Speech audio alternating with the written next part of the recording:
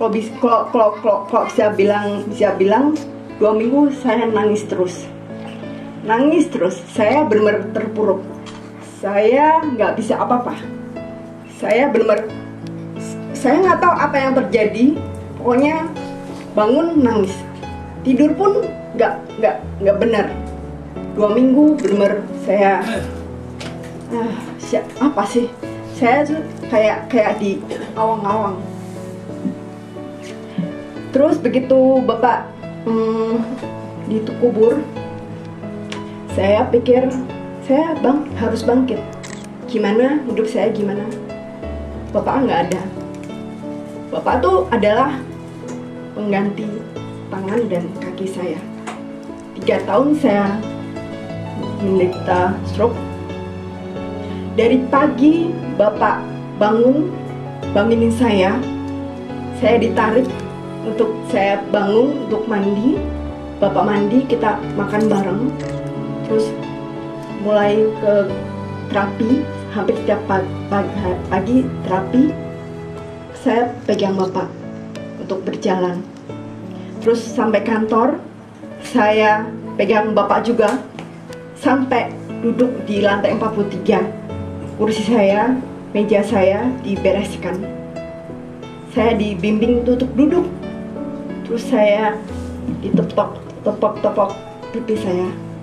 Kamu nanti mau dijemput jam berapa? Kadang-kadang Bapak cium saya. Kalau ada bos saya, dia nggak peduli. Jadi saya benar-benar kayak anak kecil. Saya udah 43 tahun, tapi Bapak menganggap saya masih sebagai bidadari kecilnya. Terus jam 6, jam 6:30 Bapak bangun, jemput saya lagi dari dekat lantai 43 untuk saya pulang sampai mall. Saya kan di Central Park untuk jalan kaki untuk terapi 1 jam jalan kaki. Dan sejak itu saya selalu ngobrol, selalu bicara tentang apapun. Saya dekat banget dengan Bapak dari kecil. Saya nggak tahu, Ibu ingat dulu waktu di Jalan Mandala, saya tidurnya sama Bapak Ibu ya kalau nggak salah. Bapak udah mau mulai kerja, saya dibangunin, saya digendong, ada boneka, ada di atas kamar, di atas lemari, saya diambil ini, terus main-main di ruang tamu, diunyel-unyel sampai waktu Bapak harus berangkat. Saya ingat banget. Dan habis itu saya dikasih ibu atau siapapun untuk bermain. Ini selalu ada di sini, di kamar saya. Dan setelah Bapak meninggal selalu ada di tas saya. Ini Bapak. Itu salah satu yang saya tuliskan di buku saya. Bapak mengganti kaki dan tangan saya yang lumpuh. Ini benar-benar Bapak sebagai ganti tangan dan kaki saya.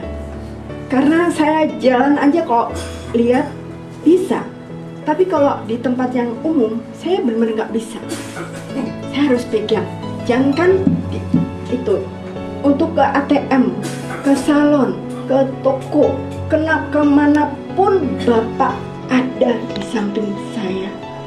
Bukan saya nggak ini sama ibu, bukan, tapi karena ibu tuh jalannya susah, saya agak takut kalau pegang ibu, mungkin bisa jatuh bareng-bareng. Jadi kemana-mana saya selalu pegang Bapak. Terus 3 tahun ini Bapak kan selalu ikut kemanapun.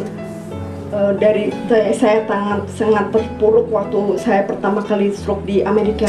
Terus saya mulai keluar dari kepompong saya sebagai insan pasca stroke. Saya masih nggak pede. Bapak selalu ada di samping saya. Dan saya mulai menulis akhir November 2010. Dan saya diminta untuk mulai bicara di depan umum tahun 2011. Dan Bapak selalu mendukung saya, walaupun Bapak tahu bahwa saya juga bicaranya lebih masih parah. Dan Bapak selalu mendukung saya. Bicara dimanapun, di radio, di gereja, komunitas apapun, bicara tentang kesaksian saya. Saya juga, saya dari dulu juga saya sering, dulu Bapak ingin sekali saya menjadi arsitek. Ingin banget. Sejak kecil saya selalu diikutin jalan-jalan proyek gitu. Dikasih gambar, kasih tahu itu cerita itu sudah ada di buku saya. Sampai waktu itu Bapak masih sebagai Pemda DKI, dia saya dikasih note untuk gimana caranya untuk ini sih cari permasalahan pembangunan Jakarta, dan saya selalu ikutin Bapak. Kami memang kayak tim. Sekarang dan saya jadi arsitek, Bapak mengelola, saya ingin menjadi dosen, saya ikutin apa yang Bapak inginkan. Sampai saya stroke ini, saya selalu bicara dengan Bapak tentang Jakarta. Semua ada di sini. Lalu kesaksian saya atau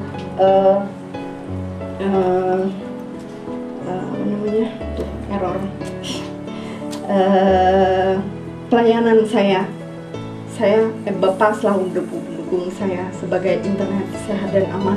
Saya kemana-mana, saya ketemu menteri, ketemu pemerintahan, Bapak selalu di samping saya. Saya tidak pernah malu. Saya pegang Bapak, saya bangga. Walaupun waktu kalau di jalan-jalan mereka, saya melihat banyak yang sinis ya. Mungkin ya masa bodoh, ini ayah saya. Kadang-kadang saya dikira istrinya.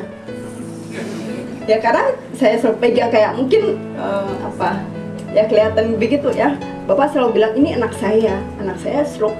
Tapi Bapak dengan bangga, walaupun saya stroke, Bapak tidak pernah malu dengan keadaan saya. Buku ini terakhir waktu setelah saya mulai bangkit dari Bapak meninggal, saya nulis. Apapun yang ada di otak saya nulis. Tulis. Sampai suatu saat Valen bilang, "Chris, kenapa sih kamu nggak bukukan tulisan Bapak?" Gimana? Aku nggak kepikiran deh, pokoknya kalau ini lah, nulis aja. Jadi dia yang ngambil semua tulisan saya, dia edit sampai itu 2 minggu, selama itu 2 minggu kira-kira ada 30-an tulisan saya baru tentang Bapak. Itu diedit, dijadikan buku ini untuk Bapak. Bapak juga ingin saya selalu pelayanan. Dulu pertama kali saya mulai kerja, dapat gaji yang pertama tuh 750.000 di Ciputra Development. Terus Bapak bilang, ini gajinya Bapak kamu sumbang ke gereja ya untuk pelayanan. Ya, aku nggak punya uang, saya pun pingin traktir teman-teman. Bapak bilang, jangan, itu persembahan sulung kamu, nanti pasti ada semua terbuka jalan untuk kamu gitu. Jadi saya berikan itu untuk Tuhan lewat gereja. Saya ingat banget. Setelah itu benar, banyak sekali tingkat-tingkat langit Tuhan kasih untuk saya. Juga Bapak minta saya untuk bekerja secara volunteer di Cikini. Waktu itu saya bilang, emang saya digaji nggak? Enggak, ini pelayanan. Saya pikir ya sudah, apa yang Bapak mau saya lakukan. Saya lakukan apa yang Bapak mau saya lakukan. Pokoknya saya diminta desain, oke. Dan ternyata luar biasa apa yang Bapak bilang itu benar, bahwa saya memang tidak digaji, tapi apapun yang penyakit saya itu di backup oleh rumah sakit Cikini. Waktu itu saya 2 anak, itu 6 bulan hamil tuh di rumah sakit, di VIP kedua anak saya. Kalau saya uangkan, saya nggak punya uang, nggak tahu gimana bayarnya. Tapi Tuhan tahu. Artinya setelah itu saya benar apa yang Bapak mau, oke, walaupun saya nggak zaman apa ya lain deh. Tapi tetap aja, tetap saya berusaha lakukan apa yang Bapak mau. Sampai sekarang ya apa ya, masih banyak sekali tulisan bukan di sini, tapi nanti akan selalu ada di Kompasiana. Saya ingin semua ada di otak saya tentang Bapak, saya tuliskan supaya saya plong. Saya merasa kayaknya ada satu saat Bapak tuh selalu pingin makan roti sandwich. Kira-kira 2 minggu pingin makan roti sandwich. Tadi begitu saya pagi-pagi sampai lantai 43, Bapak turun ke mall, Bapak cari roti, saya dibawainnya aku ke atas lagi sama Bapak juga sama. Jadi 2 minggu itu kami sering makan roti. Dan katanya Bapak mau Ibu masak jajanan tuna, tapi belum sempat ya. Itu pun ada di sini. Itu mungkin itu terakhir yang Bapak inginkan, tapi belum sempat. Ya ini jadi ini buku saya, separuh dari hasil dari royalti ini untuk Tuhan. Jadi pelayanannya saya nggak bisa buat apa-apa, nggak bisa kasih apa-apa untuk Tuhan, tapi saya ingin ini untuk Tuhan. Ya ini terakhir karena ini pelayanan Tuhan, saya ingin buku ini saya kasih ke Pak Joko sama Mas Rudi,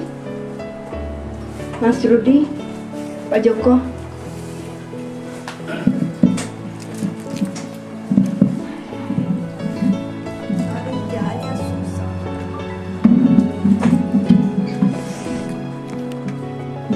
Teman saya, dan waktu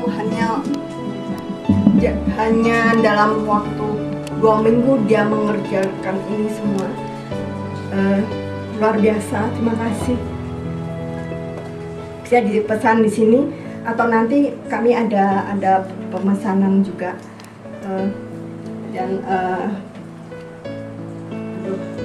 Jadi susah.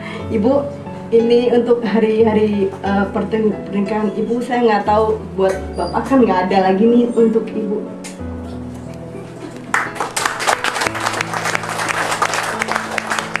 Ya ulang tahun pernikahan tanggal 14 April.